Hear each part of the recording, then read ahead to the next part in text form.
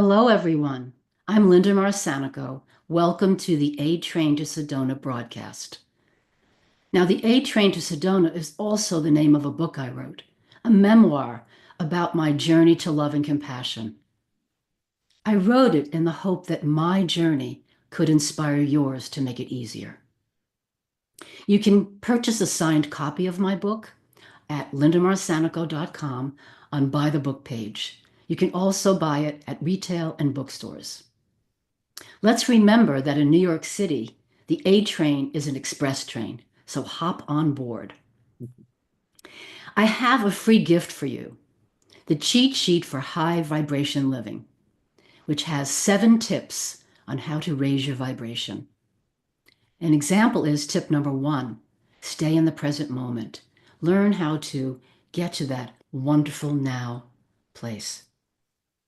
You can download that on my website at lindamarsanico.com. I have 2 disclaimers. One, that this broadcast does not establish a professional relationship. And 2, that the opinions expressed on this broadcast do not represent Talk Radio New York City. Today, my guest is Dr. Gigi Arnaud. Now, in her own words, let me share some information. Have you had enough of those repetitive, anxious, negative thoughts circling around telling you that you can't or shouldn't? It's time to stop playing small. It's time to make change, or many. And it starts by listening to your body and heart, and then your mind. Then you can start transforming your unhelpful, negative, and limiting subconscious beliefs and thoughts. In this way, you learn how to reprogram and upgrade your mental, emotional, physical, and even spiritual operating system so that you can achieve better health, mental, physical, emotional, and find more joy, success, and fulfillment in your life while aligning to the authentic you. For more than 20 years, I've been enjoying my work as a certified life coach, hypnotherapist, mindset, transformation expert, and speaker. I've been helping my clients get unstuck so that their thinking and behavior match with who they really are and who they really want to be. They can then create the better and more brilliant life they want to and are meant to live, personally and professionally. I was a dentist in New York City for over 35 years, and this has helped me understand the science and psychology of our minds, bodies, thoughts, and behaviors. In my present work as a coach, hypnotherapist, speaker, and visual artist, my primary mission is to decrease suffering at both the personal and societal levels. One way to do this is by helping you to recall and retrieve the true, unique, and fabulous you so that you can start living your purpose. This becomes a gift to those around you and to the world. I often work with clients who struggle with anxiety, loneliness, feeling stuck and empty, and those with a trauma background. This journey from the inside out is the most amazing, fascinating, necessary, and fulfilling journey of your life. I want to note that Dr. Gigi Arnaud was named one of the 17 best life coaches in New York City by expertise.com. Welcome to the show, Gigi. So nice to be here, Linda. Thank you for that. So to begin, I'm wondering if you could share with our listeners what in your past brings you on your journey to where you are now? Wow. So that's a wonderful question because I would say that pretty much everything. So, as we know, at a certain point in life, all those experiences we've had, the ups, the downs, the roller coaster ride of life, has brought us to where we are and who we are. Yes. In my particular case, really, particularly in the last few years, I'm a baby boomer. Clearly this is not my first career, my first rodeo. But I realize that there's a path, there's a thread that runs through my life. One is the fact that I had a lot of, I'm going to say, internal suffering, anxiety. I have a background of trauma in my family. There was, even though I looked sunny and successful on the outside as a dentist, as a mom, and other things, I really was struggling and suffering inside. And, I really came to the conclusion that my mindset, the way I was thinking, wasn't right for me and wasn't aligned Yes. at all with who I was. And, how we can sometimes connect to who we are is to go back to our past, to our childhood. What did we really love? What really appealed to us, And for Mhm. me, I kind of knew what that was, but I ignored it for many reasons most of my life. So, the being a dentist for many decades, although honestly it wasn't my first love, Mhm. it was good for me. For me, it was good because it used my art abilities, plus my ability and my liking to work with people. I really Mhm. enjoy connecting with people. And I realized, doing that and then coaching and hypnosis, that one of my, let's say, missions, purposes is as I'll call it a healer. I don't know what else to call it, whether it be a dentist, a hypnotist, Mhm. a coach. And that another part of who I am is the creative part, and the curious part. So, but you know, I've had a lot of challenges, but every challenge that I've had has really brought me back, I'm going to say, to who I was. I had to clear the way, clear the path, clear those really unhelpful, really negative habits of thinking and Mhm. feeling, and start to connect with my body, which is the representation of the subconscious mind, Mhm. connect the subconscious to my conscious mind to understand how I'm thinking, how I'm behaving. And I'm still doing that. It's a journey forever. But I think everything you go through creates the unique, I wasn't kidding when I said unique, fabulous person each of us is. Yes. We're here for reasons. We have unique abilities, unique gifts, unique talents. What we have to do is recall them, rediscover them, Mhm. and bring them to the world in some way at the Yeah. same time as we're serving, I think, others. Yes, I think it's so important for us to get rid of the distractions so that we can focus on this internal journey, healing internally as well as externally. Right. And we know that's not so easy, right, Linda? So, I was a single mother for a long time. So, I ran my dental practice. I was commuting. I was running home to my son to spend time with him. I didn't have that much time to do my visual arts, let's say, my painting, my whatever, my collage. I did somehow manage to learn, I don't know, I went to learn hypnotherapy and coaching. Somehow I managed to do that. I must have had a lot of energy years, Yes, yes, but I did that. And it also shows you that if you really want to do something, you do it, yes, no matter what's the word, the limitations. And it's the same thing with your mind. So although I've always gone for coaching, hypnosis, therapy, like throughout my whole life, I really believe in it. I really got to focus much more with less distractions in the last few years as we get older, because there's less. Our children might be older. yes. So yeah. Now you mentioned that dentistry was not your first love. Mhm. Was your first love as a young woman? Okay, so if I go back to the real me way back, Hmm. okay, I was a kid who was always doing cartwheels. I did become a gymnast and a dancer, but I was like the kid who was always doing cartwheel splits. I loved moving my body. I Mm. loved dancing. That was part of who I was. I was also a kid who was incredibly curious. And because I come from French parents and grandparents from all different countries, and we always had people visiting, I always was curious and fascinated about other cultures, other people, traveling since I'm very young. My father said to me once, I knew you were going to be a world traveler. And in that time, middle class kids didn't really travel, but it was clear, and it's true. The curiosity of understanding that there are other people, other cultures, other ways of being was fascinating to me. And the dentistry was good in many ways. Okay, it taught me, number one, to focus.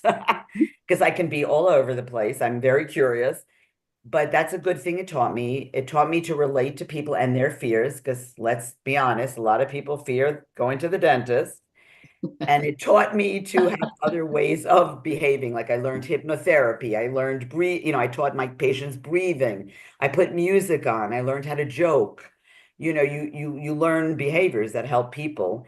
And I always was a kid who drew or did artistic things, but I'm going to be honest, because I came from a an immigrant family with not that much money, and also who had suffered a lot of trauma, it was kind of very practical, Mhm. going into the arts or dancing, to be honest, my mom kind of suppressed that, and which was not great for my soul, to be Yes. honest. Yes. And she apologized later, but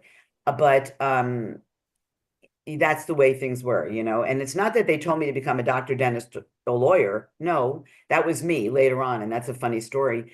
But I was always a creative and a person who wanted to help people. So I continue to do that, just in a different way. The coaching and the hypnotherapy I love, because that's, to me, helping people in a bigger way, Mhm. career and personal, the holistic sense Yes. of a person. And really, I do believe that people can get to who they are and really show their gifts in a humane way, let's say. Yes. Now, talking about different cultures, you Mhm. mentioned to me that your parents are hidden children of the Holocaust. Yes, I had they never did. heard of that, and I think it links to your trauma. Would you share some of that with us? Yes, well, thank you for bringing that up, because a lot of people don't know. They're both deceased, but they were, yeah, what we called hidden children of the Holocaust. So when I was young, when we were young, we were told that the survivors were people with the numbers on their arms, the camps, and all that. But my parents were both hiding as little children during the war, and they were separated from their parents. My mother's father was killed at Auschwitz, and there's a lot of suffering that influenced the rest of their lives and the rest of my life and my brother's life too. So yeah, they were hidden in different towns. It's a whole story. And I'm actually writing a book about it and putting it Wow. out there. Mhm. In addition to trauma, helping people with trauma.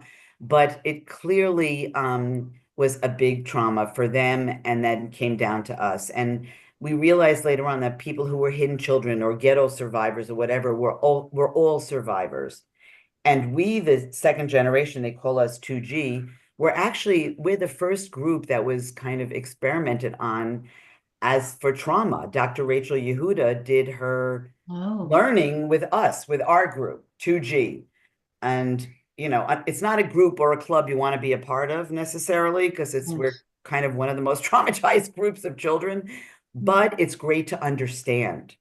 And so I have a deep understanding of trauma and how that can change us in Yes. mind, body, and spirit. And so, Yes. yeah, and thank you for asking, because it's good for people to know about all this stuff. Yeah. Yes. Now, it is time for us to take a break in a few seconds, I think. Okay. When we come back, would you tell us how you've coped with the trauma? Okay, sure. All right. So we're going to take a break now. We'll be back. Are you a conscious co creator? Are you on a quest to raise your vibration and your consciousness? I'm Sam Leibowitz, your conscious consultant, and on my show, The Conscious Consultant Hour Awakening Humanity, we will touch upon all these topics and more. Listen live at our new time on Thursdays at 12 noon Eastern Time. That's The Conscious Consultant Hour Awakening Humanity, Thursdays 12 noon on talkradio.nyc.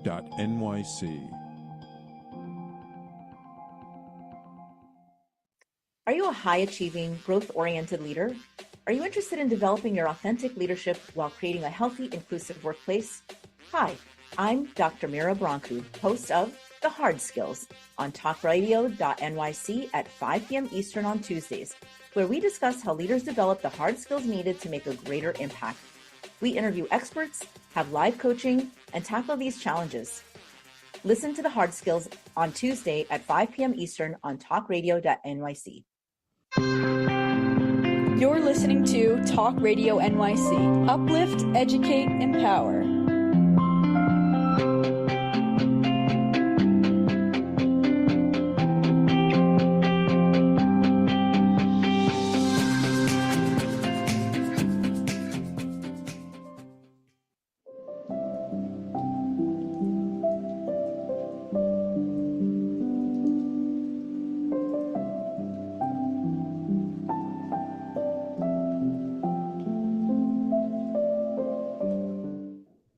Hi, everyone. Welcome back to the A Train to Sedona with my guest, Dr. Gigi Arnaud. Gigi, we had talked about your speaking to the issue of how you dealt with your trauma associated with the Holocaust. Okay, I'm going to be very straightforward because I think that helps people more and they will relate. Mhm. I honestly did not, I'm going to say, deal with it well for many years. Really, what I did is what most people do. I tried to deny it. I tried to suppress it. I tried to push it down and Mhm. ignore it and go on with life, but it wasn't working. As I said to you, I looked successful and sunny on the outside, but I was miserable inside. I was constantly anxious. Mhm. I was, I'm going to say low level depression. I was very high functioning, but low level depression. Mhm. I really didn't want to deal with what was inside. I was ignoring what was in my body, the subconscious. Yes. Even with therapy, with coaching, with all that, I was doing all that. I just kind of knew how to steer away from it until it became unbearable. The feeling of emptiness, of aloneness, of what's wrong with me? And because I come from a family of survivors and there was mental illness in the family due to the war and all that I grew up with, I was afraid that there was something wrong with me. So I was like, what's wrong with me? Am I crazy? And I'm saying this because I know a lot of people feel this. And Yes. on the outside, people say to me, oh, you look so confident. You're always smiling. Yeah, I was really good at putting on good masks. I'm very good at that. Mhm. But inside, I knew I had to do something. So finally, I said, okay, that's it. It's time to deal, to go in.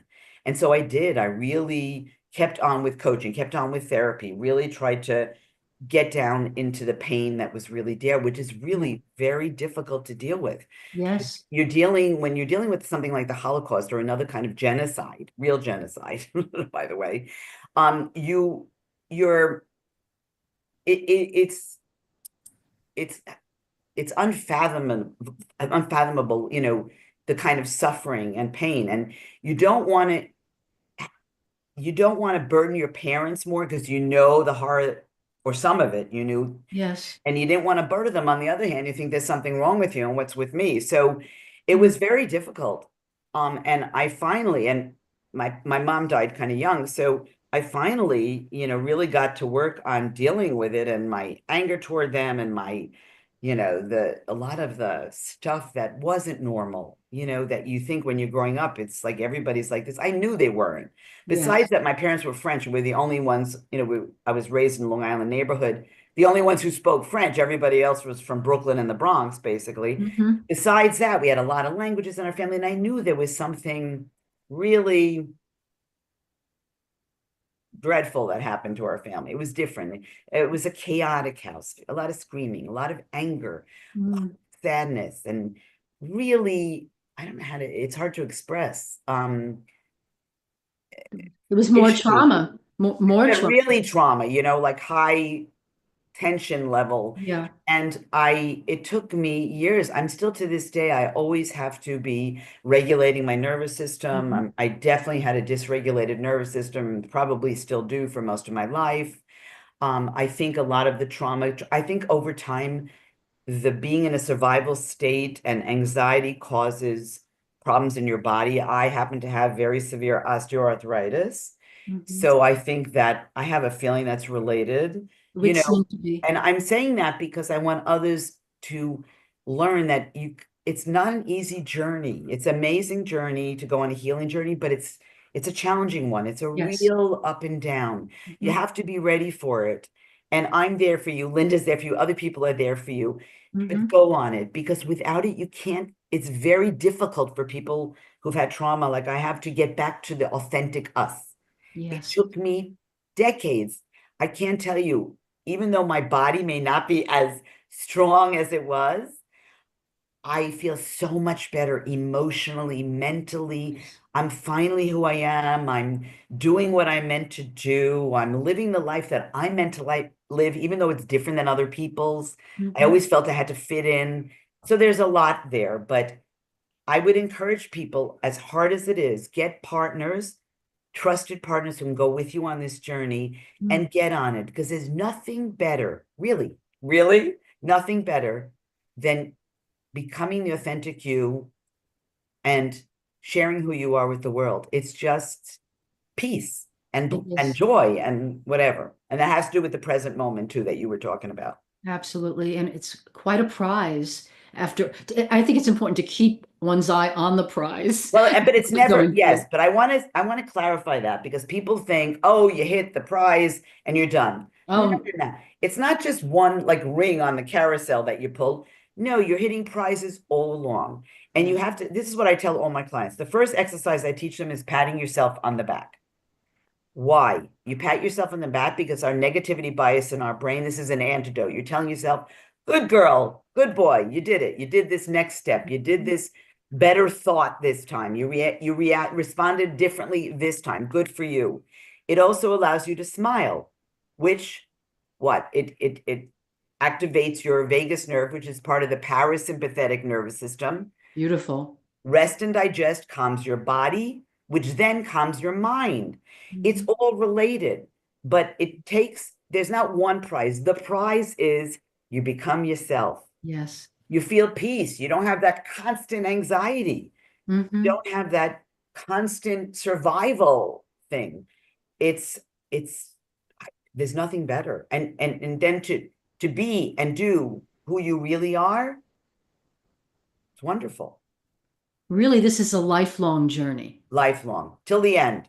And I wrote my book because my life journey took me such a long time and is taking me again and again. Another Exactly. challenge. Universe presents another challenge. It's nuanced, it's really big, and I rise to the occasion. Yeah, it's Linda, can I just say something? I love that you said that, because I think a lot of people and younger people who might be watching, because a lot of my clients are younger, and God bless them, because it's great they're starting younger than I was, right? yes. But it's a lifelong thing, and Mhm. it's a constant. It's a wonderful journey, and to keep learning and to keep growing. And so thank you for saying that. The both of us, it took us a long, it takes everybody a long time if they get there, and we're lucky if we get there. It's quite the journey. Yes. It's a very worthy Uh-huh. moment of now. So I wanted to ask you, I think that your own trauma helps you work with your clients. So how typically, if there is such a thing, would you work with a client? Yeah, there's no such thing, because each person is unique and different. Yes. But Yeah. the first thing is to really listen to the person. So as a coach, I think you're not telling people what to do. You're asking them about themselves.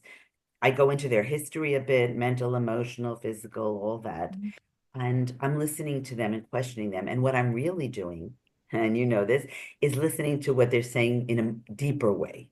In Mm. other words, they might come to me for a career thing, but really what they're coming for is that it could be underneath, they need permission to become who they are.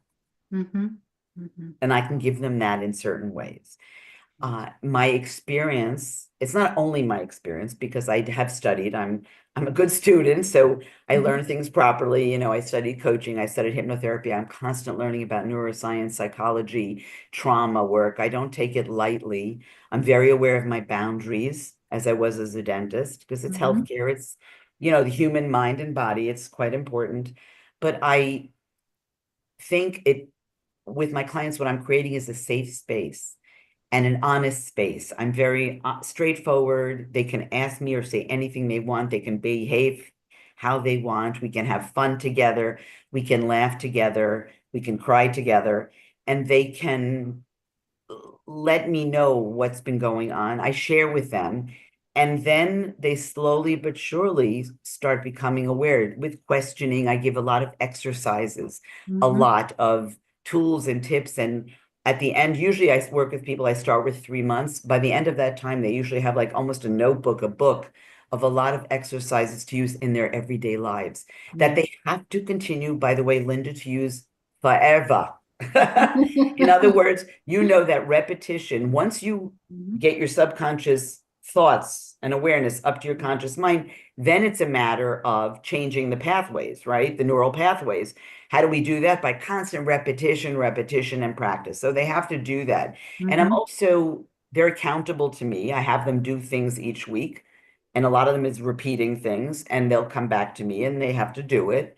And Mhm. if they have questions, they can ask. But these are things they're going to do. They have to understand they're going to do continuously. It's Yeah. not 3 months, you're done, you're cured, you're this. No, it's forever, but it gives them the confidence, the trust. There's a lot there, The safe space is essential. essential. The relationship between the two, the coach and the client, needs to be a good match. The safe space is something that allows people to know they're going to get to that inner self. And you know what? Absolutely. And you know what? You're right. There is a match. I don't know about you, but I know pretty quickly if someone's going to be a match or not. And I did the same at the end of my dental career. I started realizing who, was going to be a patient I could work with and who wasn't. Mhm. And you start developing that over time. But that's very important.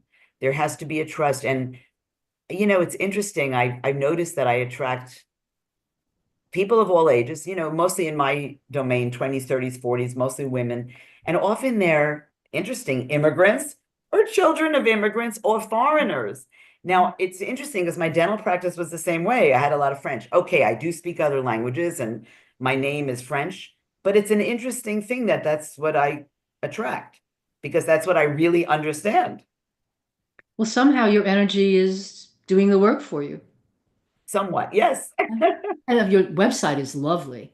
Thank you for that. So I'm wondering, when do you use hypnotherapy? Good question. I used to do it, as I said, I learned this like 20 something years ago, and I learned hypnotherapy for my dental patients originally. There was so much phobia, with dentistry, Yes. that. Yes. Now, and I did it after work. I used to do it for all different things, smoking, drink, all kinds of habits, losing weight, but I do that with coaching, anxiety reduction, all kinds of stuff. Now I do it mostly in conjunction with the coaching. So it's part of a package.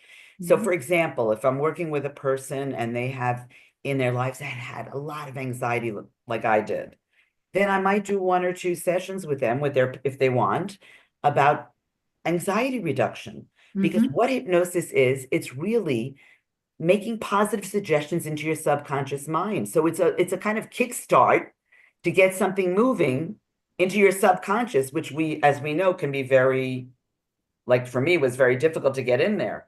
Yes. So it's kind of a kickstart. It can be very helpful in the middle of sessions, but I do it separately. Like I had Mhm. a coaching client, she said to me, Gigi, can we do a month after of anxiety reduction? So we did 4 sessions of that.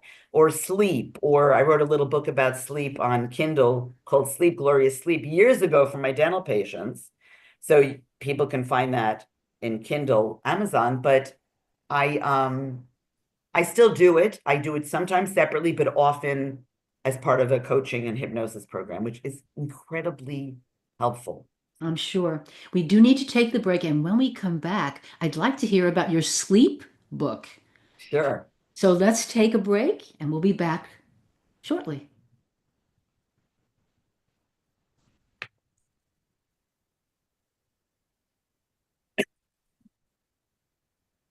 We're taking a break. Fabulous. Everything okay so far? I think so. A program crashed 1 sec. Okay. Well, I hope our listeners are on the journey. We're all prisoners of technology. Yes, we are. our um, We are. is the recording on? I don't know whether we're on or off, but this has been very good, Gigi, and I'm very interested to hear about your book. Thank you. It was such a long time ago. I have to look. During the pandemic, if you needed to learn stages of epilepsy, did you depend on advocates? Did you use new innovations to cope with mental and neurological issues? Maintaining high quality of life and keeping good mental health are what we all strive for. I'm Frank R. Harrison, host of Frank About Health, and each week top healthcare influencers, professionals, and innovators answer these questions and more. Stay tuned on Thursdays at 5 p.m. on talkradio.nyc, and I will continue to be frank about health with all of you. Are you a conscious co-creator? Are you on a quest to raise your vibration and your consciousness? I'm Sam Leibowitz, your conscious consultant, and on my show, The Conscious Consultant Hour, Awakening Humanity, we will touch upon all these topics and more. Listen live at our new time on Thursdays at 12 noon Eastern Time. That's The Conscious Consultant Hour, Awakening Humanity, Thursdays, 12 noon on talkradio.nyc.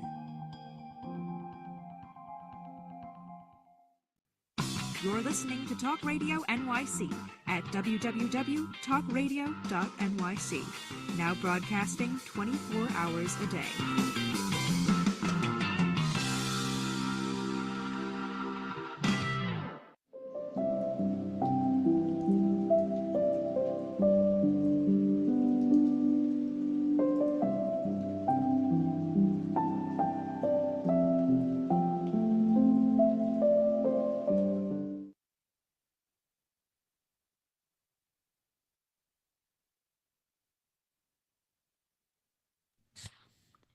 I've just unmuted myself, and Gigi, I'm going to unmute you. I hope that we're both unmuted. Welcome back to the A Train to Sedona with my guest, Dr. Gigi Arnaud. And Gigi, I'd love to hear about the sleep book you wrote. Okay, this was written, I don't even know, 15 years ago, maybe. I just looked it up. And it's called Sleep Glorious Sleep. And it's really tips and tools for sleep. I was noticing then that both my dental patients and my coaching clients were having trouble with sleep. And as I got older, same here. So I decided to bring together the tips and tools, the things I knew, and just kind of brought them together in a book called Sleep Glorious Sleep. It gives you tips, tools, literally what you can do to sleep better. It's on Kindle, Amazon, put it on years ago. I think it's only like $2.99.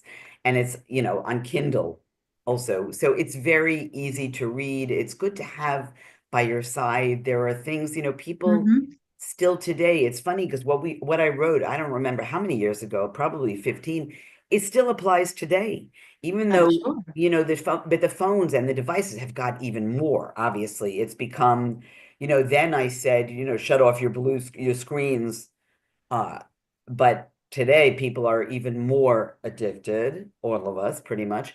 Yes. And so it really sleep even becomes more important because I hear a lot of young people saying to me, oh my gosh, first thing I do in the morning is look at my phone. Last thing I do is, and I think, wow, we're not, and I'm, as addicted as anybody else, but I don't do that. Like I do my morning routine first. I get up first and do some other stuff before I start getting on my phone.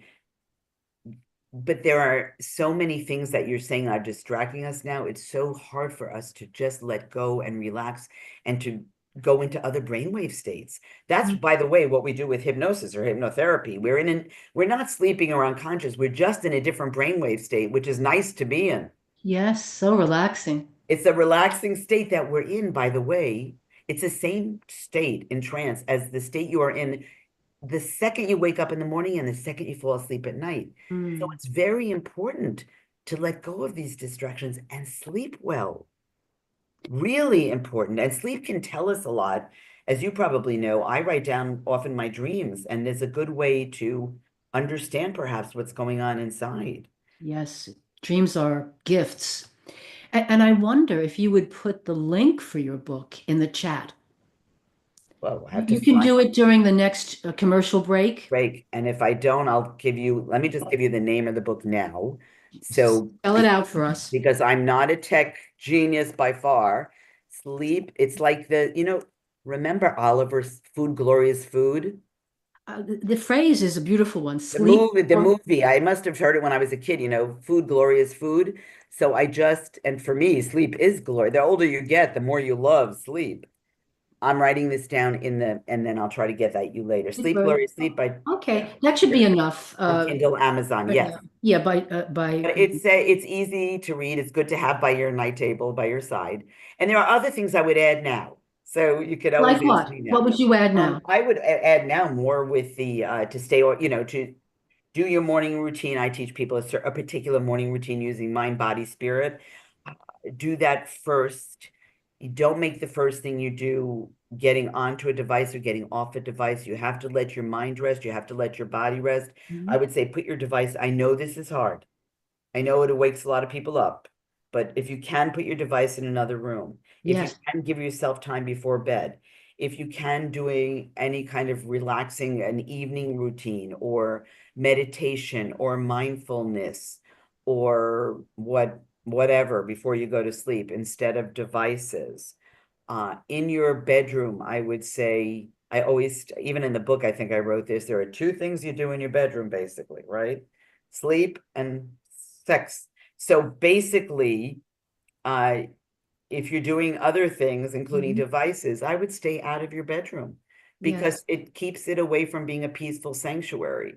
Yes, it does. And I Absolutely. think more Energy. energy, it's all about energy, as you know, and I know. We talk, Linda and I am sure we have a lot of belief in the quantum field that we Yes. are basically, physics shows us that we are basically all energy and we are interconnected through energy.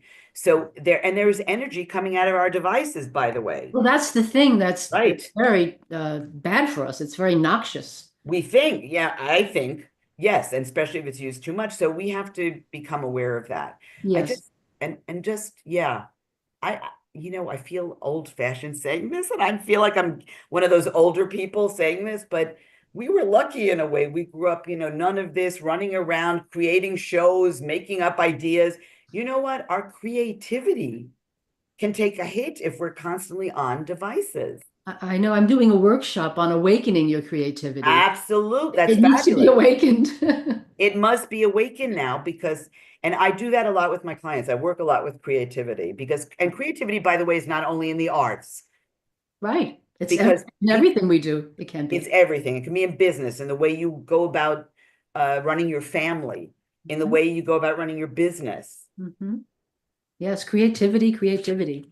Yep. So move on. I'm wondering if you have a philosophy which has carried you through your life personally and professionally. Wow, that's an interesting question because I can't say I have developed a particular philosophy, but I'm It, going to say what comes up is number one, and I know this sounds again old-fashioned, but the golden rule. Treat others as you would have them treat you. And I think this is important because I think we may be losing some of our very important human connection, the human to human kindness. I think it's very important to be aware of other people, to treat them as you would like to be treated. I would say that's my major philosophy. Treat others the way you would like to be treated. Be kind, be generous even giving someone a smile, giving someone a seat.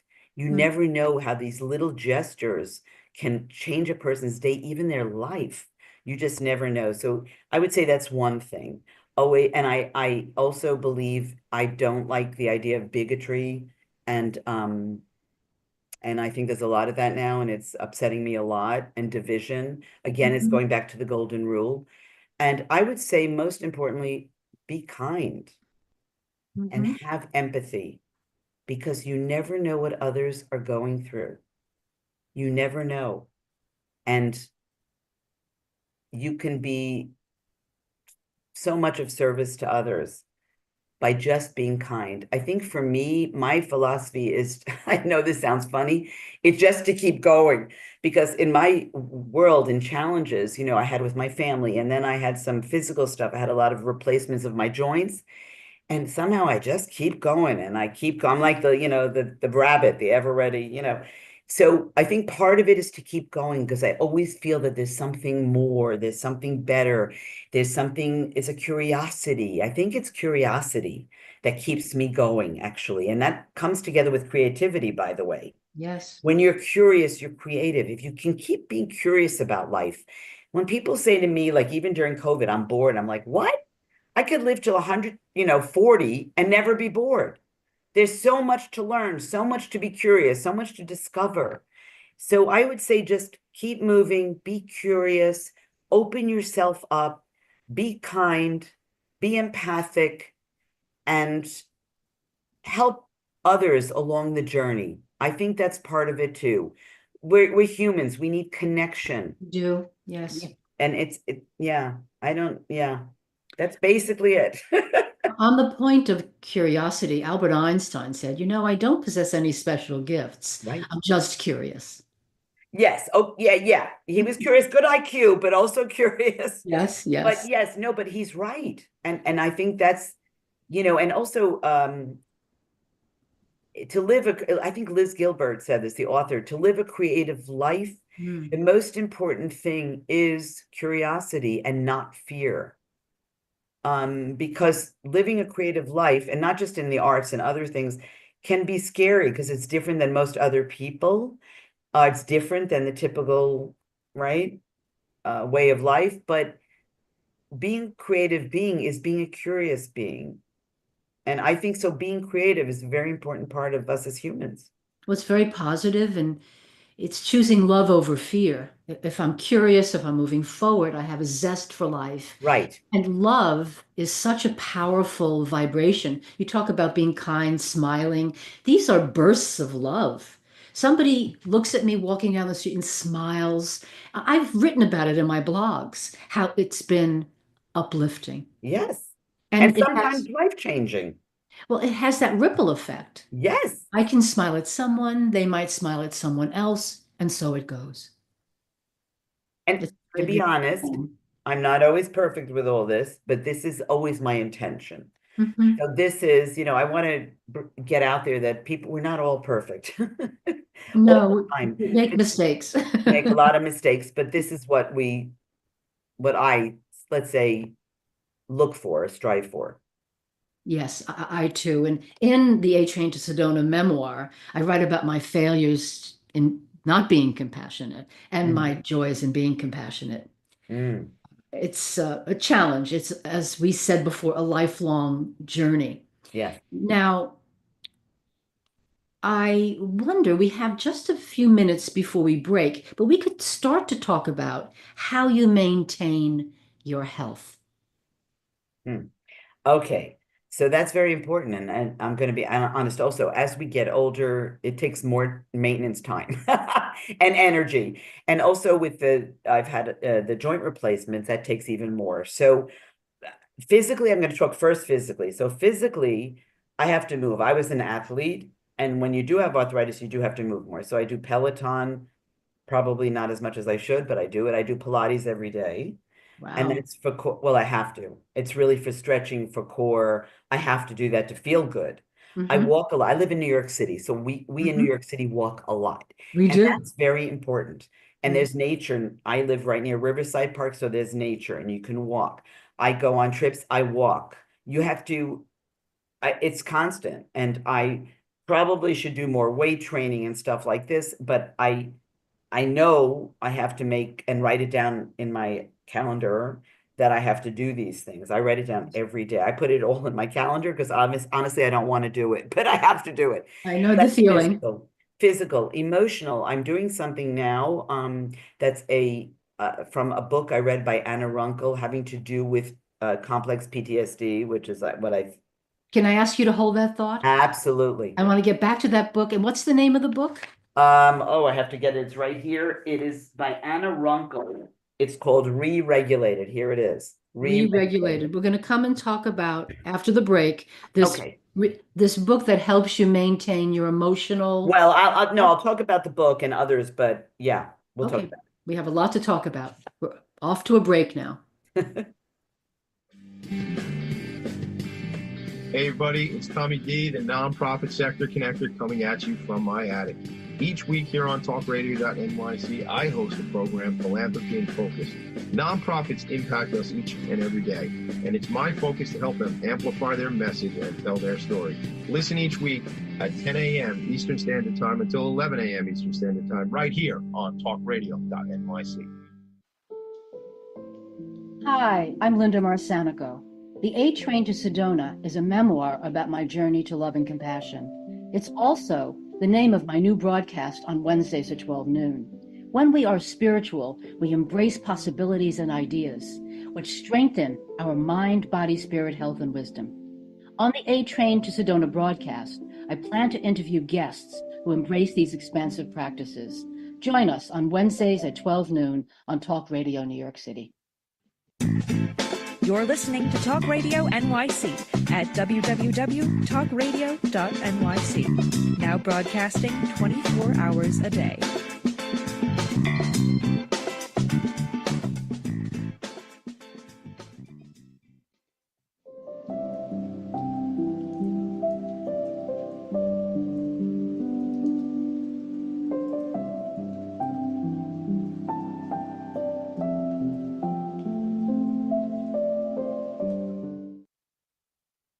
Hello, everyone. Welcome back to the A Train to Sedona with my guest, Dr. Gigi Arnaud, who needs to unmute herself.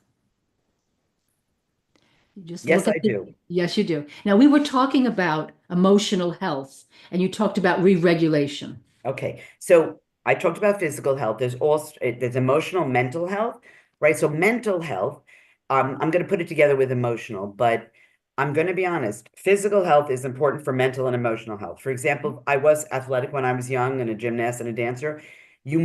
Exercising releases really good hormones Yes. so that you feel better. If you're feeling a little depressed, it helps a lot. Dancing around the room is something I do almost all the time. I ask every client, and Linda might have noticed in between the breaks, I get up and I swing my arms, and you Yes. could dance around the room, put on music, go wild, because that releases particular hormones that make you feel better. Okay, I was talking about a book. Now, as far as emotional, some of the things I do a particular morning routine. If anybody wants to know, they can get in touch with me. It includes physical, emotional, spiritual, everything. But this book I'm reading now called Re-Regulated by Anna Runkle, I put it in the chat.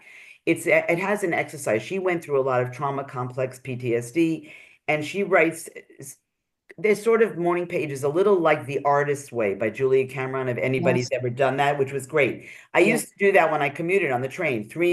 A few minutes of automatic writing where you don't think, you just let junk come up from your subconscious, write it down. Even if I hate doing this exercise is what you write, just get it all out. This is a little different. This is writing fears I have. I have fear and resentment because I do have a lot of these from the past, from my Yes. trauma. So I have fear and resentment, that.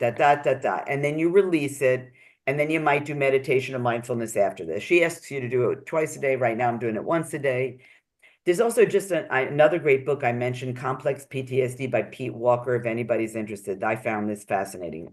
I love reading. I'm a reader, so you can learn a lot. But I do something. I do to release my stuff because it builds up with me. So for me, writing is a great way of release. Yes, it is. So I'll write those, the fears I have, the resentment, or just journaling, or things I have to work out in my head. And then I'm very sure to try to release them and let them go. Because for me, that's an important thing, because I used to have a lot of OCD and, regurgitating the same thing. So, yeah, there are so many ways to really help yourself. Also, as I said, I know these are funny little quirky things, but I do come from a French family. I love cafe. I love coffee, no matter what you do. Yes. Like, that's the one thing you can never take away from me. So now that I have time in the afternoon, like I have clients in the morning or things like this in the morning or the early afternoon, and then I let myself every day now, almost, later, go to a cafe. And I'll go to a cafe, have a good coffee. I'll either read or write a blog. I write blog posts every couple, so I'll write a blog post, or I'll listen to a course I'm listening to now, for example, or all kinds of things, read a book or meet with a friend. So that's not only a little treat I give myself, but that's an emotional pat yourself on the back. Good girl. You did the Yes. work for the day. Now you can go out and have a little treat. Treats don't have to be big. Right. I learned this when for a while I did acting, by the way. And while I was doing this, I had an acting coach and she said, and I went on a big audition and she said to me, Gigi, now she knew what I love to do. Do your thing. So that meant to me, go to a cafe, sit around, look around and have a nice, time for myself. It can be a little thing. And this is I do for clients too. Yes, yes. Things don't have to be big. You can treat yourself. If you don't have enough time, you're running around, you're taking care of kids, you're working, if you don't have time, what can you do? Well, I had a client who loved doing crossword puzzles. So she would give herself 10 minutes a day to sit and do crossword puzzles and relax. Lovely. That's all it can take sometimes. So, Yes. and so I'm physical, emotional, spiritual, everybody does their own thing. For me, it has to do with I love doing this. I had lived in Israel for a few years, so I like doing Friday night, like I'll do the prayers. Even if I don't actually light the candles, I like the prayers. It gets me into another space, the space of peace and letting things come down. And so however you do that and works for you is fine. But I think it's very important to mix all the physical, emotional, spiritual, mental, even environmental, by the way. Be in a place that you like to be in. Yes. If you go to a cafe, go to one where you have a nice atmosphere. Yes. That's important to me. And if you're at home, find a little space that's great for you, that can be special. Our environment does affect us. Energy, Whether like we we know it say. or not. Yes. Right. Just like clutter, if there's too much clutter, it does have its energy and it's not conducive to good health. Well, for some people, I happen to be one of those people that likes things here and there, but for most, I'm talking about a lot of clutter. I'm talking about hoarding clutter. Yes. Yeah. So you meditate? I'm not going to call it regular meditation. I learned meditation and all that. I do more my own. I do more with nature. I'll go outside and I'll do grounding. I've done this my whole life. I didn't realize it was grounding, but I now realize it is. I look at the clouds, I look at the trees, I look at the flowers. I'm very visual. So I've always enjoyed that, and that grounds me. So I'll do that even now. I'll look around in my apartment where my painting is, where this is. For me, that's meditative. It can be just going out into nature and taking a walk. It can be, for some people, listening to beautiful music. For some people, sitting still. Mindfulness is also an important thing. It's not like meditation, but it's being aware of what you're doing and being in the present moment. Yes. And finding your way to do it. One of my unique ways to do that is to do my art. When I go to my art table over there, I am put in another world. Yes. So that's mindful for me. So everybody has their different way. I don't want anybody to get stuck with one way or another. It's whatever way works for you. But to let yourself have that pause, that silence, that stop, to hear your real inner voice. Shut up that inner critic and let that beautiful inner voice you have, and that was given to you. Yes. Let it come through and let it come out and shine with all of us. It brings joy to us and the rest of the world. Exactly. How do you relax? I think one way is art. One way is to go to a cafe. That's, for me, this is a relaxing thing. It can be theater, going out, but relaxing, I could also I love reading. I like being by myself too. I can just do that. I also have to say I have gotten hooked on some of the Netflix and Prime things. And it's a good way for me to just shut my mind off, with things that I like. Yes, I have Netflix as well, and there are certain shows that I Yeah, can't wait to listen to. And right. it's a time of just focusing on something other than what I've been dealing with all day. Exactly. And letting go, just Yeah. completely letting go. Because some of us, probably you and I, may have trouble with that. We're used to doing so many things and Hmm. all at once. And we're from the generation where we had to work and have a career and we were first at it. And so there's a lot. But yeah, yeah, it's important to relax and give yourself breaks, guys. Please. Might you show us one of your pieces of art? Oh my goodness. Ugh, I have a lot of stuff here, but You can just bring one to the camera oh my gosh. to us. Oh my goodness, I have so many and they're mostly tucked away. But this is a fun, colorful one. So I'll just bring this. I did a long time ago. My art has changed, and you could find me at Instagram, Gigi Arnaud Art or Dr. Gigi Arnaud. But this is a fun, colorful one. Oh, lovely colors. And Yes. what this is collage. And Hmm. from the collage, I created kind of a story. And it was a story when I lived in Israel in a moshav, which is like a farm kind of thing. And it ended up coming into that story, but I didn't realize it when I started. So that's where we talk about creativity Yes. and letting our spirits and minds just go. It's art, by the way, for anyone, whether you think you're talented in it or not, is a great way of just letting go. Even if you just go like this and let yourself go wild, Hmm. things Hmm. come up. It's just Yes. amazing. So Yes. thank you. I'm glad that you could show it to us. We're getting ready to close for today. I wonder if Mhm. you have any last words to share with our listeners. Just honestly, be who you are. You are special. You are unique. You're not alone. You're not crazy. You're not broken. You're just in the process of going on a journey. It could be healing, it could be learning about yourself, it could be growing. We are here to learn and grow. There are no mistakes, there are no failures. Mhm. We are going in this direction. Mhm. Just keep moving, just keep being curious, just keep being aware. If you want a safe space, a partnership, be in touch with Linda, be in touch with me. You can join me on my website, gigiarnaud.com, with any questions, or social media. If Linda, if you want to put that up, I'm It's on the show notes. We have all of your yes, links in the and I show. love to talk to people. I love to answer questions. I'm um, by nature a teacher, so yeah, anything someone wants to ask. And also just to know, life is an up and down journey. I know you hear it, but it's really true. Yes, it And is. you have to remember that the downs go ups and the ups goes downs. The expression "this too shall pass" is really true. Just remember that when things can get challenging.